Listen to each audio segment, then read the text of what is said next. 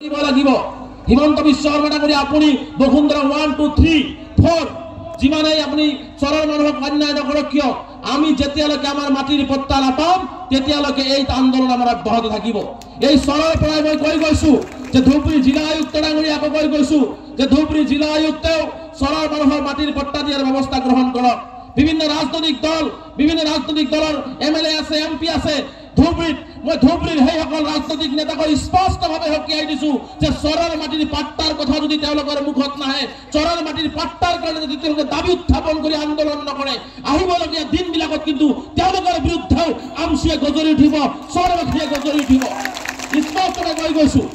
গতিকে দুখ লাগে যে আজি সকলোৱে মাটি পায় কেৱল মাত্ৰ আলী আহমেদ হোৱাৰ কাৰণে আমি এটি মাটি নাপাওঁ।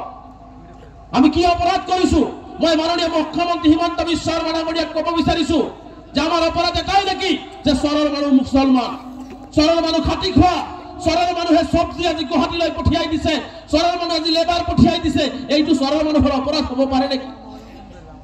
আজি মুখ্যমন্ত্ৰীক মই চেলেঞ্জ কৰিছো চৰবাসীয়ে যদি এমাহ যদি সকলো কাম কাজ এৰি দিয়ে অসমৰ অৰ্থনৈতিক ভঁৰাল অসমৰ উন্নয়ন 50% তলত কিন্তু অধনমিত হৈ পৰিব।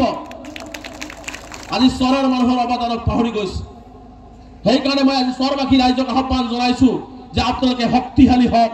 কেৱল ৰাজনৈতিক দলৰ পিছে পিছে জিন্দাবাদ মাৰি মাৰি আজি আমি জাতিটো পাইছো কি জাতিটো পাইছো 1300 টকাৰ অৰুণোদয় পাইছো 5 কেজি চাউল পাইছো এটা আঠুৱা পাইছো এটা আয়ৰ ঘৰ তথাপি কেইজনে পাইছো কেইজনে পোৱা নাই। যিবিলাকে ৰাজনৈতিক দলৰ নেতা তেওঁলোকে পায় নেতা নহলে তেওঁলোকে নাপায় হয় নে নাই? গতিকে আমি পোৱা নাই। গতিকে তেনেকুৱা 1300 টকাৰ অৰুণোদয় আঁচনি আমাক নালাগে আয়ৰ ঘৰ নালাগে আমাক লাগে চৰৰ গৰাখহনীয়াৰ প্ৰতিৰোধ আমাক লাগে চৰত স্কুল আমাক চৰত লাগে ৰাস্তা ঘাট আমাক চৰত লাগে বিদ্যুৎ আমাক চৰত ভাল খেতি কৰাৰ ব্যৱস্থা কৰি দিবৰ ব্যৱস্থা কৰিব লাগে আমাক এইবোৰ লাগে 1300 টকা বহু কাম কৰিব পাৰিম।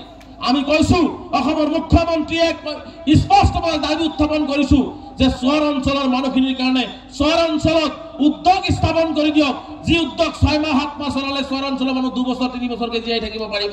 ভালকে খেতিৰ ব্যৱস্থা কৰি দিয়ক। আমাক আপোনাৰ 5 টকাৰ চাউল দি দয়া নালাগে আমাক দয়া নালাগে আপোনাৰ ভিক্ষা নালাগে আমাৰ অধিকাৰ আমাক দিয়াৰ ব্যৱস্থা গ্ৰহণ কৰক।